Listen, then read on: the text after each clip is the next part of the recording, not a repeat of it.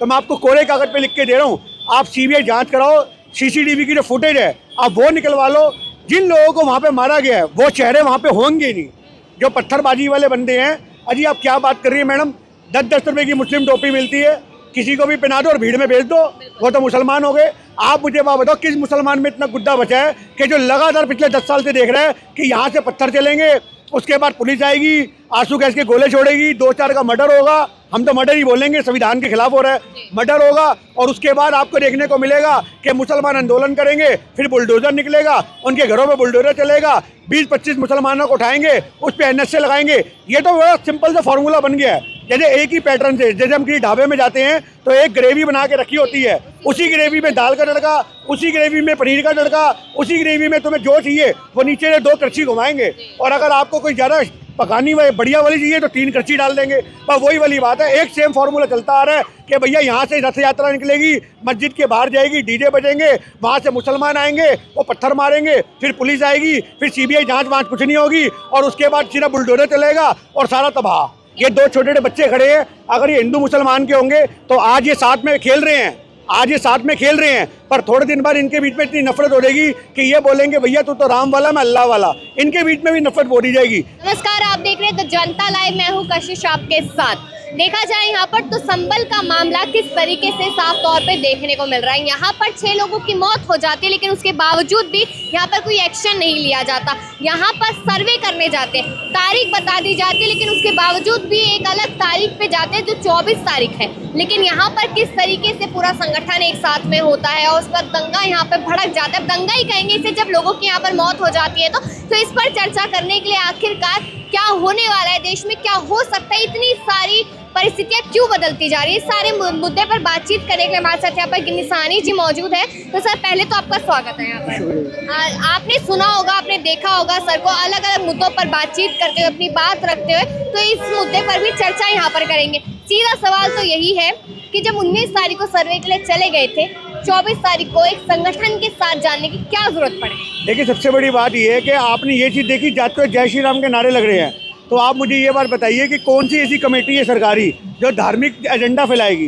तो ये तो सरेआम आपको पता लग रहा है कि वो आरएसएस के बंदे हैं। तो आज की डेट में जो न्यायालय हो, कोर्ट हो, कचहरी हो, जितने भी मामले निकल के आ रहे हैं, हमें वो साफ लग रहा है कि वो हिंदू तत्व की विचारधारा से प्रभावित होकर के निकल के आ रहे हैं। आज संविधान की अवहेलना हो रही है, संविधान को तो कोई पूछ ही नहीं रहा। आज जज की कलम भी चलने से पहले धार्मिक एजेंडे देखती है। तो हमें ये लगता है कि ये पूरा का पूरा जो एक प्रोपोगेंडा था, ये करा गया कार्रवाई जो की गई है, ये इनके मन में था कि हमें ऐसा करना है। अब आप एक बात बताइए कि एक तरफ से वहाँ से जाति पथराव शुरू हो जाता है, तो हमें तो ये भी शक है कि वो बंदे भी जो हैं वो नॉर्मल आदमी नहीं थे, वो भी हाईजैक किए हुए वो एजेंडेधारी लोग थे, जिनको वहाँ पे बुलाया गया था, जिन्होंने वहाँ पे दंगे को बढ़ावा दिया। और आप ये चीज़ देखिए कि वहाँ पे निहत्थे लोगों को गोलियाँ मार दी जाती है, तो पत्थर का जवाब गोली, ये तो हमें समझ में नहीं आता। अभी देखिए कि यहाँ पर बाबरी मस्जिद और अयोध्या का हमने मामला देखा, तो कहीं ना कहीं ऐसा लगा शायद इसके बाद अब कुछ ऐसा देश में नहीं होगा। उसके बाद काशी, मथुरा, ज्ञानव्यापी, अब संभल और अब अजमेर शरीफ, तो आखिरकार ये क्या हो रहा है? देखिए ये हो रहा है वोट बैंक पक्का। आज हमारे देश में बड़ी सिंपल सी विचारधारा है कि मुसलमानों का टेटवा दबाओ, हिंदुओं के वोट पड़वाओ।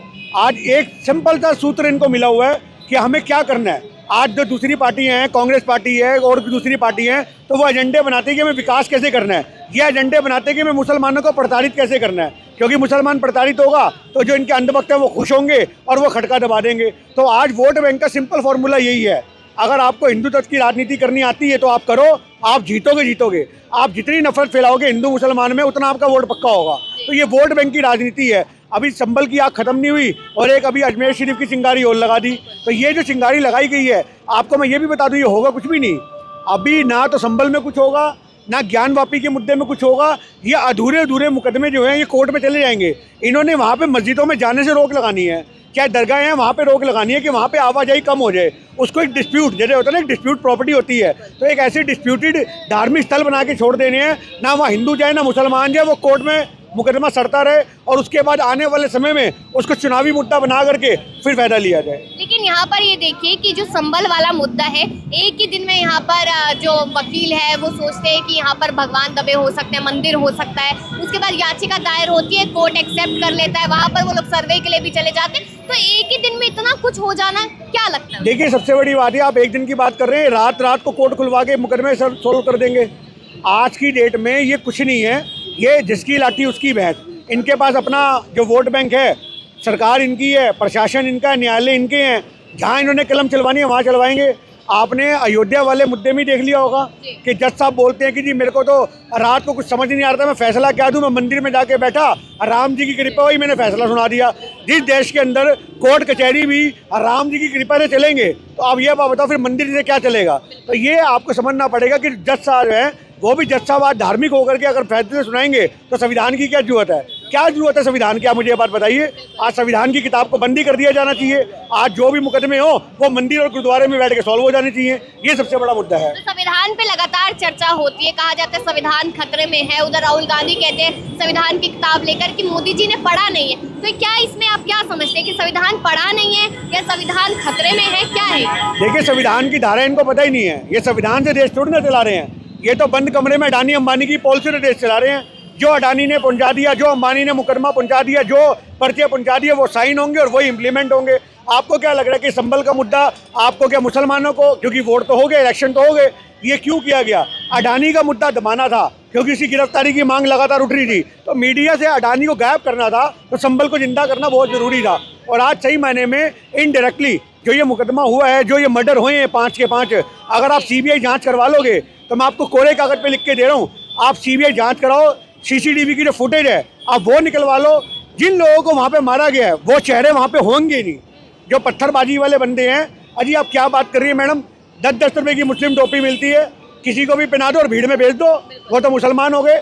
आप मुझे बात बताओ, किस मुसलमान में इतना गुद्दा बचा है कि जो लगातार पिछले 10 साल से देख रहा है कि यहाँ से पत्थर चलेंगे, उसके बाद पुलिस आएगी, आंसू गैस के गोले छोड़ेगी, 2-4 का मर्डर होगा, हम तो मर्डर ही बोलेंगे, संविधान के खिलाफ हो रहा है, मर्डर होगा, और उसके बाद आपको देखने को मिलेगा कि मुसलमान आंदोलन करेंगे, फिर बुलडोजर निकलेगा, उनके घरों में बुलडोजर चलेगा, 20-25 मुसलमानों को उठाएंगे, उस पर एनएसए लगाएंगे।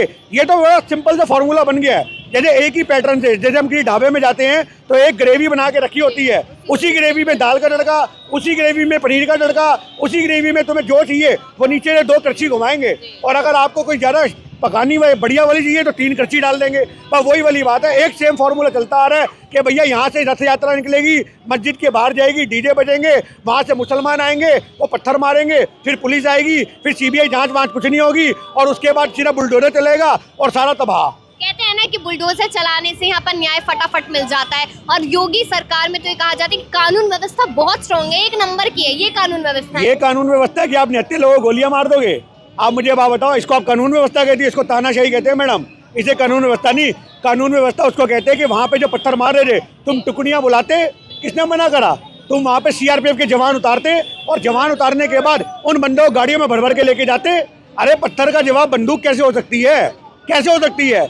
आज हमारे देश में अगर कोई आदमी पत्थर चला रहा है तो उसका जवाब बंदूक, हमें तो कहीं से कहीं तक समझ नहीं आता। और आप एक बात बताओ, सर्वे के ऑर्डर तो कोर्ट ने दे दिए, क्या बंदूक के ऑर्डर कोर्ट ने दिए? क्या बंदूक के ऑर्डर कोर्ट ने दिए? किसने दिए? ये सबसे बड़ा सवाल है कि बंदूक के ऑर्डर किसने दिए हैं। तो ये समझना पड़ेगा कि जो बंदूक चलाई जा रही है उसका ऑर्डर कहाँ से आया? क्या वो योगी सरकार की सरकार ने दिया या वो प्रशासन ने दिया? और अगर दिया तो क्यों दिया? आज की डेट में तो बड़े बड़े टेररिस्ट को भी हमने देखा है कि प्रशासन की तरफ से लागू निकलता है कि भैया पैर में गोली मार के पकड़ो, तुम तो छातियों में मार रहे हो, किसी के सर में मार रहे हो। ये बदले की भावना क्यों? क्योंकि मुसलमानों को आप जितना दबाओगे उतना अंधभक्त खुश होगा और तुम्हें वोट देगा। अंधभक्तों को राजनीति का एक ही फॉर्मूला पता है। क्या आपको क्या लगता है, मुसलमान को आप गाली दे रहे हो, आप उनके हीरो हो? आज जो आदमी सोशल मीडिया पे हीरो बनना चाहता है, हिंदू तत्व की राजनीति करना चाहता है, वो जम के मुसलमानों को से वो हलाला की बात करे, वो फलाने पर देश में मुद्दों की बात मत करो। धर्म से देश नहीं चल सकता मैडम, धर्म देश का एक हिस्सा है, आप समझ रहे हो इस बात को। इस देश के अंदर बहुत सारे धर्म हैं, उन सभी धर्मों को साथ में लेके चलना पड़ेगा, सभी की कुर्बानियां यहाँ पर हैं। पर आप एक बात बताओ कि आप जो बात करते हो कि भैया धर्म से ही देश चलेगा, आपने देश से बड़ा धर्म बना दिया, आज तक किसके मन में नहीं है? आप मुझे बात बताओ। अगर आप ग्रंथों को उठाओगे तो कौन सा ग्रंथ कहता है नफरत फैलाओ? मुझे तो आप रामायण दिखा दो या मुझे आप महाभारत दिखा दो, किसी भी चीज़ में शांतिपूर्वक तरीके से मसले निकलते हैं। पर आप एक बात बताइए, जो वर्षिप एक्ट बना हुआ है उसकी भी अवहेलना कर रहे हो। 1992 में एक्ट बन गया था बाबरी के बाद से कि आपसे किसी भी धार्मिक चीज़ों को जो आज़ादी के पहले की बनी हुई है उनको छेड़ा नहीं जाएगा। 1991 में सुप्रीम कोर्ट ने कहा था कि इसके बाद कुछ नहीं होगा, जो 1947 यही तो मैं आपसे कह रहा हूँ, वो एक्ट ऑफ वर्शिप है। तो जो एक्ट ऑफ वर्शिप है आज उसकी तो अवेल नहीं हो रही है ना, हमें तो कहीं से नहीं लग रहा कि उसका फायदा हो रहा है। तो ये कानून को हाथ में लेने वाली सरकारें कोर्ट से फटकार पाएंगी अगर सही मायने में जज कोई ढंग का बैठा होगा, हमें ये लगता है। आप ये देखिए ना कि कोर्ट यहाँ पर अपने फैसले से ही बदल रहा है। 1991 में ये चीज हुई, लेकिन अब कोर्ट फटाफट याचिका यहाँ पर एक्सेप्ट करा, संभल की कर ली और अब यहाँ पर अजमेर शरीफ की कर ली। तो फिर कोर्ट में आप अजमेर शरीफ की बात कर रही हो, अभी आपको जो वहाँ मथुरा वृंदावन काशी का जो मुद्दा है, थोड़े दिन में आपको वहाँ पे भी राम मंदिर जैसे वो कृष्ण जी की बोलते भूमि है, गर्भ धारण ग्रह है, तो वहाँ पे भी आपको थोड़े दिन में मुकदमे मिल जाएंगे। आप ये बात देखिए कि हिंदू पक्ष की सुनवाई तो रात को 12 बजे भी होती है, मुस्लिम पक्ष अगर रात को छोड़ो दिन में 10 बजे भी जाएगा तो उनके कागज फाड़ के डस्टबिन में फेंक दिए जाते हैं। तो ये सरकारी महकमा एक तरफ से चल रहा है, इसमें दो तरफा जो हमें देखने को मिले वो हमें नहीं मिल रहा। आप तानाशाही भी कर रहे हो, अगर आप ये भी बोल रहे हो कि भैया मस्जिद के नीचे मंदिर है या कुछ भी है, तो आप मुझे ये बात बताइए, सुनवाई तो उनकी भी होनी चाहिए ना। तो सुनवाई हो ही कहाँ रही है, आप मुझे बता दो कौन से मुकदमे में आपको उनकी तरफ से कोई पक्ष मिला हो मजबूत होकर के। तो ये सुनवाई नहीं हो रही, ये सारी चीज़ें जो है लिपा पोती हो रही हैं। ये आपको राजनीति का एक ऐसा समीकरण देखने को मिल रहा है जिसका फॉर्मूला सिंपल है, हिंदू तत्व को खुश करने के लिए मुसलमानों को दबाओ, और एक्चुअल मायने में जो ढंग के हिंदू हैं, जो आज सही मायने में देश को संविधान को मानते हैं, वो भी इन तरह की जो कार्य नाम होते हैं उनको गलत बताते हैं। तो ये चीज़ है।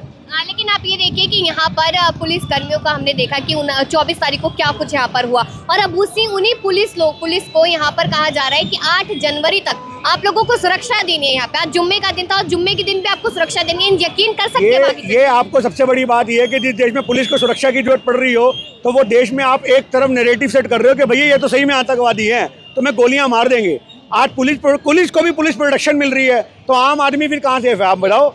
आज इतने समय से वहाँ सब्बल में लोग रह रहे हैं, किसको आपने देखा कि बंदूकें उठा के लोगों को गोली मार रहे हैं? आप मुझे बात बताओ। हमारी कॉलोनियों में, पूरी मुस्लिम कॉलोनी, हमने तो नहीं देखा कि भैया बंदूकें ले लेके गली में घूम रहे हैं। तो ये जो नैरेटिव है, ये नैरेटिव इस तरीके से सेट किया जा रहा है कि आपको एक ही विचारधारा दिखानी है कि भैया आपको हिंदू तत्व को मजबूत दिखाना है, दूसरे पक्ष को कमजोर दिखाना है। ये आपकी राजनीति का एक फॉर्मूला है। तो फिर वो बयान कहा गया 140 करोड़ जनसंख्या मेरा परिवार है। देखिए 140 करोड़ जनसंख्या अगर परिवार वाली बात होती तो आपको अभी देखा होगा धीरेन्द्र शास्त्री जी की यात्रा निकल रही है। जब आप अपने धर्म का प्रचार करने निकलते हैं तो क्या उसमें ये लिखा हुआ है कि दूसरे के धर्म को मंदा बोलो?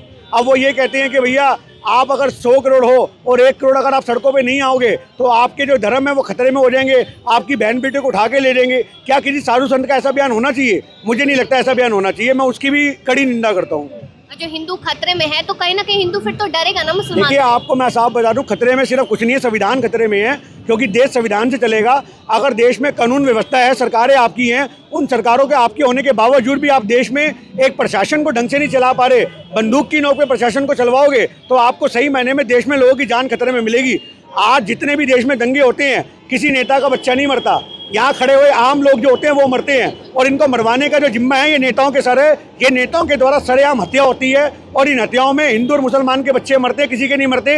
ये 2 छोटे छोटे बच्चे खड़े हैं, अगर ये हिंदू मुसलमान के होंगे तो आज ये साथ में खेल रहे हैं, पर थोड़े दिन बाद इनके बीच में इतनी नफरत हो जाएगी कि ये बोलेंगे भैया तू तो राम वाला, मैं अल्लाह वाला। इनके बीच में भी नफरत बोली जाएगी। ये जो हमारे देश का आधार कमज़ोर किया जा रहा है, एक बुनियाद कमज़ोर की जा रही है, इसका खामियाजा आज जितने लोग इस चीज़ को फेवर कर रहे हैं, हिंदू मुसलमान की राजनीति को जो लोग फेवर कर रहे हैं, वो अपने बच्चों के लिए वो खाइयाँ खोद देंगे कि उनके बच्चों का भविष्य अंधकार में होगा और हर तरफ नफरत होगी। स्कूल में जाएंगे तो वहाँ हिंदू मुसलमान होगा, घर में आएंगे तो वहाँ हिंदू मुसलमान होगा, खेल के मैदान में हिंदू मुसलमान होगा, और बड़े होते होते तक ये लहूलुहान हो जाएंगे और फिर हिंदू मुसलमान होगा। तो क्या मैसेज देंगे यहाँ पर कि जनता इस चीज को समझे, क्योंकि सरकार तो अपना काम कर ही रही है यहाँ पर? देखिए जनता को ही समझना पड़ेगा। आज जनता को उकसा रहे हैं, जनता को उकसना ही नहीं है, जनता को भाईचारे का पैगाम देना है। आज मैं मुस्लिम पक्ष के लोगों को कहता हूँ कि संभल में जो हुआ, जिन्होंने पत्थर मारा वो बिल्कुल गलत है। अगर वहाँ पे 200 लोगों ने मारा और 50 अपना ईमान बेच करके शामिल हो गए, जिन्होंने पूरी कौम को मरवाने का काम किया, कुछ नेता भी मिले हुए हैं, तो इसका समाधान एक ही है कि मुस्लिम पक्ष को गली गली जा करके तिरंगा यात्रा निकालनी चाहिए, हिंदुस्तान जिंदाबाद के नारे लगाने चाहिए, उनको बताना चाहिए कि हम इसी भारत के वासी हैं, हमें अलग ना समझा जाए। अगर वो ऐसा करते हैं तो देश में भाईचारा बढ़ेगा, और जो लोग आज उनको नफरत की नज़र से देख रहे हैं उनके बीच में भी एक मैसेज आएगा कि मुसलमान भी शांति चाहता है, वो उनके ऊपर जो एलिगेशन लगते हैं गलत तरीके के, वो उसके काबिल नहीं है। तो तो ये संदेश भी कहीं ना कहीं आपको सही मायने में मुसलमान ही दे सकता है। उन सारी कौमों को निकलना चाहिए, अपनी जमातें बनानी चाहिए और तिरंगा यात्रा हर गलियों में निकाले, पुलिस की परमिशन हो, अपने जिलों में, अपने विधानसभाओं में, और एक मैसेज शांति का दें, तभी देश मजबूत होगा, वरना नहीं टाइम होगा। पे कोर्ट पे विश्वास किया जा सकता है, कोर्ट के फैसलों पे विश्वास किया देखिए जा मैडम, सकता है। कोर्ट के फैसले जो हैं जब दबाव में होते हैं तो वो विश्वास के काबिल नहीं है, और अगर कोर्ट के फैसले निष्पक्ष हैं तो विश्वास के काबिल है। पर आज जब देश के अंदर कोर्ट भी दो तरीके से काम करेगा तो सवाल कोर्ट पे खड़े हो जाएंगे। आप एक बात बताइए, आपने बाबरी और राम मंदिर वाले मुद्दे में खुद चंद्रचूड़ साहब को सुना कि भैया मेरे को तो मंदिर का आदेश आ गया तो मैंने कलम चला दी। तो ये चीज़ जो है आपके पास सबूत नहीं थे, इसका मतलब आप मानते हो, तो ये चीज़ें नफरत को बढ़ावा दे रही हैं। आप, मैं कहता हूँ 2 साल और मुकदमा चलने देते, 4 साल और चलने देते, पर आप उनके सबूत तो जुटाते। तो आप एक बात बोल दो कि भैया इसकी तो शक्ल ही, अब ये वाला बंदा हमारा भाई खड़ा है, आप कह दो कि भैया इसकी शक्ल चोरों वाली है, इसी ने चोरी की होगी। अब ये क्या बात होगी? अगर एक आदमी का थोड़ा डार्क कॉम्प्लेक्शन है तो आप चोर बना दोगे? आप पुलिस बोले नहीं भाई यही लग रहा है, उठाओ इसको। जज भी बोले ना ना, मेरे को अंदर से इंदेशा हो रहा है, मेरे को इंट्यूशन हो रही है, चोरी इसी ने की होगी। और जो ये भाई हैं, ये बड़े भोले से लग रहे हैं, इन्होंने नहीं की होगी। क्या इन्होंने बंदा निपटा दिया हो? क्या इन्होंने बंदा निपटा दिया हो? वो सिर्फ शक्ल में मारा गया। तो ये समझना पड़ेगा कि जब हमारे देश में सरकारें, न्यायालय, कोर्ट, कचहरियां अपने दिल की आवाज़ सुनेंगी और सबूतों को नज़रअंदाज करेंगी तो कोर्ट के ऊपर सबसे बड़ा सवाल निशान मैं ही लगा दूंगा।